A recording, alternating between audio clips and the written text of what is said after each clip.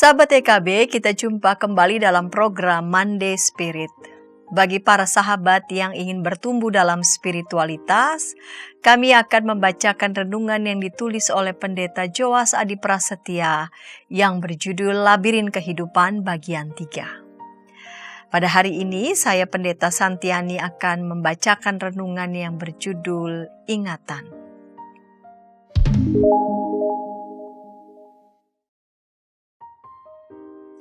Terlalu banyak kekasih yang berpisah pada masa murung pandemi tanpa sempat berucap selamat tinggal. Living without goodbye. Kita mendengar banyak kisah tentang orang-orang yang terpaksa memasuki ruang isolasi rumah sakit pada hari yang sama akibat tes usap mengindikasikan infeksi COVID-19. Katakanlah Bapak A, pagi itu ia pergi meninggalkan rumah ke rumah sakit, sekadar untuk melakukan tes usap sebab ia merasa tak enak badan dan sedikit sesak napas. Tanpa ia ketahui, itulah hari terakhir perjumpaan ragawinya dengan istri dan anak-anaknya. Pikirnya hasil tes usap akan memihaknya. Atau sekalipun positif, kehidupan pasti masih akan berbaik hati padanya. Ternyata tidak. Sejak hari itu keadaan memburuk dan tak ada kesempatan bagi keluarga untuk bisa bertemu lagi, sampai kematian merenggut nyawanya. Living without goodbye. Pauline Boss, seorang ahli terapi keluarga, menyebut situasi semacam ini dengan istilah kehilangan yang ambigu. Rasa kehilangan yang ambigu semacam ini sangat banyak kita jumpai selama masa pandemi. Mungkin Anda salah seorang yang juga mengalaminya. Kita semua tentu menyadari bahwa setiap relasi kasih selalu akan berakhir dengan perpisahan ragawi. Namun tak ada yang menghendaki ketiadaan momen akhir untuk berpisah secara layak dan wajar. Sekalipun harus berpisah, kita ingin memiliki waktu mempersiapkan diri untuk melepaskan kekasih kita secara alami. Atau jika kita yang harus mati terlebih dahulu, kita ingin ada waktu untuk sungguh-sungguh meminta maaf dan mengucap cinta sebelum pergi. Namun momen akhir semacam itu sering tak muncul. Sebagian orang terpisah tanpa kesiapan sekalipun hanya untuk berucap selamat tinggal. Sebenarnya pengalaman berpisah tanpa berucap selamat tinggal bukan hal baru yang terjadi setelah pandemi COVID-19. Ia telah banyak terjadi di sana-sini selama manusia tetap adalah makhluk fana. Kecelakaan yang merenggut nyawa seorang ibu yang tengah berada dalam perjalanan pulang ke rumah dari tempat kerjanya, serangan jantung mendadak dan fatal yang terjadi pada suami di kantor, penculikan seorang anak kecil pada suatu siang, dan seterusnya. Kehilangan-kehilangan semacam itu sungguh ambigu sebab tak ada momen perpisahan yang sepatutnya terjadi. Dan rasa kehilangan yang muncul juga tak mudah dihadapi dan disudahi. Sungguh tak mudah. Pauline Boss juga menyampaikan jenis kehilangan ambigu yang lain. Jika yang pertama adalah living without goodbye, maka yang kedua adalah goodbye without living. Jenis yang kedua ini banyak terjadi dalam kasus demensia. Ketika seseorang yang kita kasihi harus hidup dengan demensia yang mendalam, tak jarang kontak dan koneksi yang sadar tak lagi hadir. Secara ragawi ia tetap berada di hadapan kita, tetapi memburuknya ingatan orang yang kita kasihi itu membuat komunikasi tak lagi terjadi dan tak ada kenangan yang tersisa. Ia tak sungguh-sungguh meninggalkan kita, tetapi sebenarnya ia sudah tidak lagi bersama dengan kita dengan kesadaran penuh. Seseorang yang hidup dengan demensia tidak lagi memiliki kemampuan mengingat yang baik. Padahal ingatan sesungguhnya merupakan cara manusia merelasikan diri dengan orang lain, khususnya dengan mereka yang dikasihi. Orang yang demensia tentu masih berelasi dengan orang lain secara ragawi, tetapi secara mental ia terdiskoneksi. Mungkin kepedihan yang dimunculkan akan lebih mendalam daripada keterpisahan ragawi dua orang yang pada momen-momen terakhir masih tetap saling mengingat.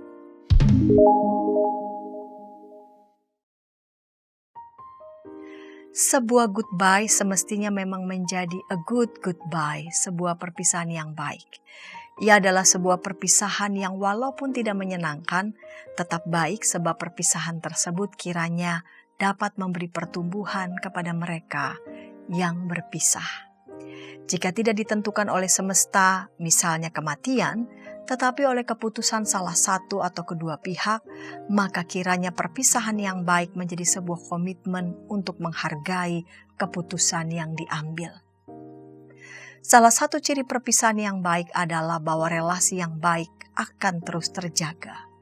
Relasi tersebut melampaui kemampuan kita untuk memiliki kontak ragawi. Kita tidak lagi dapat melihat orang itu, namun kita tetap berelasi dengannya. Bagaimana caranya? Secara spiritual, iman Kristen memberi sebuah ruang relasi yang melampaui keterpisahan ragawi kita. Kita mengucapkannya setiap hari Minggu melalui pengakuan iman rasuli. Ruang relasi itu disebut persekutuan orang-orang kudus. Melalui Kristus dan di dalam kuasa cinta Roh Kudus, kita tetap dipersekutukan dengan mereka yang telah meninggalkan kita, mereka yang masih bersama kita, dan mereka yang akan bersama dengan kita. Jadi Kristuslah wadah persekutuan para orang kudus tersebut. Itulah makna dari tubuh Kristus yang jarang kita sadari. Kemungkinan untuk melintasi zaman dan tempat sehingga kita dapat bersekutu dengan leluhur iman kita terjadi berkat kuasa Roh Kudus.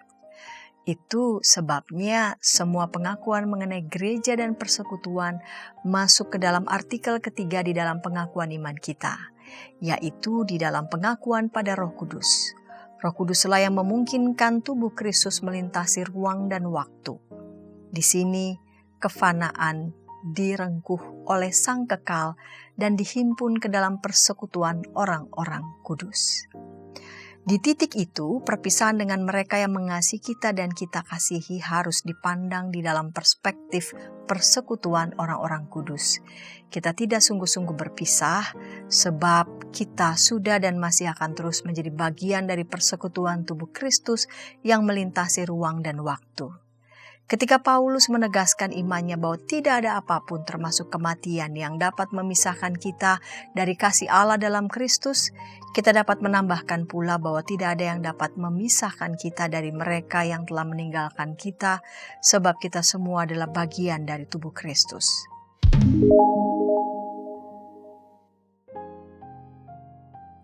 Kemampuan manusia untuk mengingat merupakan rahmat Allah. Ingatan memampukan kita berelasi dengan mereka yang terpisah dari kita karena kematian atau karena jarak yang membentang. Jika persekutuan orang-orang kudus adalah realitas objektif dari ruang relasi yang melampaui jarak, Pendeta Joas percaya ingatan adalah realitas subjektif yang memungkinkan kehadiran orang lain yang terpisah tetap berada di dalam diri kita. Kita tentu saja mengingat ucapan Yesus pada hari-hari terakhirnya, tepatnya ketika ia menyambut para murid dalam perjamuan terakhir. Lakukanlah ini sebagai peringatan akan aku. Maka umat percaya melakukan perjamuan kudus untuk mengingat Kristus. Dengan mengingatnya, kita terhubung kembali dengannya. Inilah dimensi anamnesis dari perjamuan kudus. Kata anamnesis memiliki akar kata mne yang berarti ingatan. Dari kata ini pula kita mendapati kata memori, amnesia, amnesti, dan sebagainya. Terus terang, Pendeta Joas sangat tertarik dengan dua kata bahasa Inggris yang sangat tepat menggambarkan hal ini. Member dan remember. Dengan mengingat Kristus melalui perjamuan kudus, kita dianggotakan kembali dengan Kristus. Demikian pula, dengan mengingat orang lain yang terpisah dari kita, kita dianggotakan kembali bersama dengan Dia. Harus Pendeta Joas katakan bahwa sebenarnya kedua kata tersebut tidak berhubungan sama sekali. Kata member berasal dari kata Latin membrum yang berarti dahan. Sementara remember berasal dari kata rememorari yang berarti mengingat dengan akar kata memor. Jadi keduanya memang tidak terhubung secara linguistik. Namun demikian banyak orang termasuk Pendeta Joas mengaitkannya secara teologis dan filosofis. Mengingat, remembering berarti remembering. Tindakan mengingat ternyata menganggotakan kita kembali ke dalam siapa yang kita ingat. Mengapa ingatan dan mengingat merupakan rahmat? Alasan yang terpenting adalah karena Allah sendiri adalah Dia yang mengingat. Berulang kali Alkitab menggambarkan Allah sebagai Dia yang mengingat, dan dengan cara itu kesetiaan Allah ditegaskan. Kita tinggal di dalam ingatan Allah, Allah tidak melupakan kita. Maka kini ketika orang yang kita kasih harus meninggalkan kita, bahkan seandainya pun itu terjadi melalui living without goodbye atau goodbye without living, kita dan dia tetap tinggal di dalam hati Allah yang mengingat kita dan di dalam ingatan Allah yang memperhatikan kita. Jika ada di antara para sahabat yang ingin mendapatkan naskah lengkap Renungan Labirin Kehidupan bagian 3, dapat menghubungi BPK Gunung Mulia.